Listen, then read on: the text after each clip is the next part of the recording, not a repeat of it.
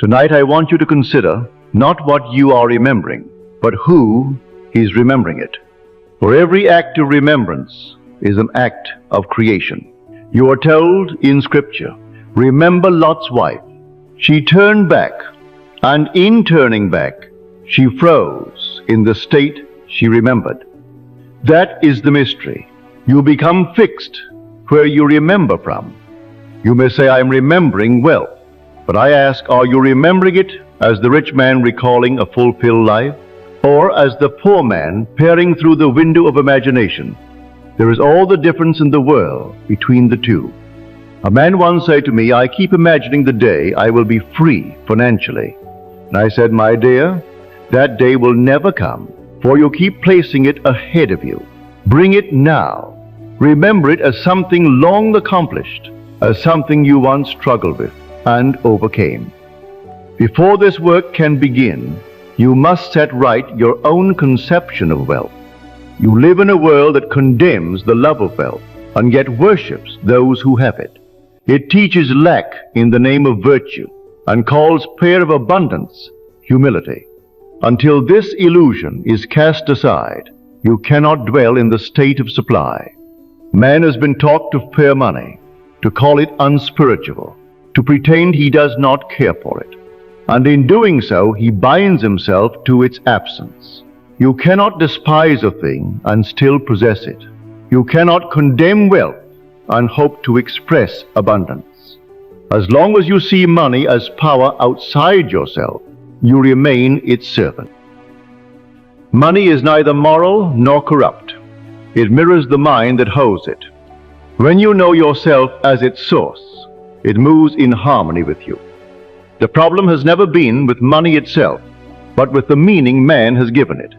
He corrupts the symbol and then rejects it for reflecting his own distortion. Release the world's prejudice from your mind. Do not exalt money and do not despise it. See it as it is, a projection of imagination, a reflection of the state you occupy, a shadow cast by your own assumption of value. When you imagine money, do not picture its arrival or your hands receiving it. That belongs to the state of longing. Enter instead the feeling of one long established insufficiency. You go to the market, take what pleases you, and the exchange is effortless. You converse with friends without mention of lack or expectation, for the matter has long been settled within you. That is the way of the man fulfilled.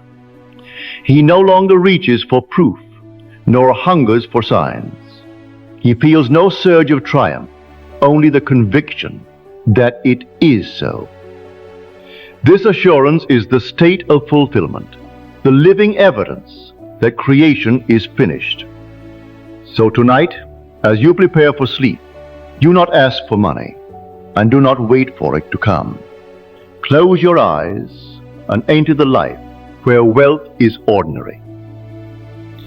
Feel yourself resting as one whose needs are met and whose path is sure. Hold that feeling until it feels real. You step out of the one who desires and take your place as the one who remembers, no longer reaching but recalling, no longer asking but knowing it is so. I tell you, you did not come into this world to beg for your share or plead for favor. Yet that is how most live, praying to a distant power, waiting for signs, fearing loss. You came not to ask, but to remember, not to hope for provision, but to awaken as its cause. When you know who you are, the struggle ends.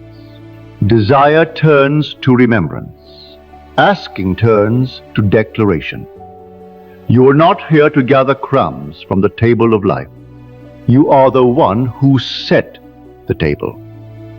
Stand in that knowing, and the world must bear witness to your remembrance.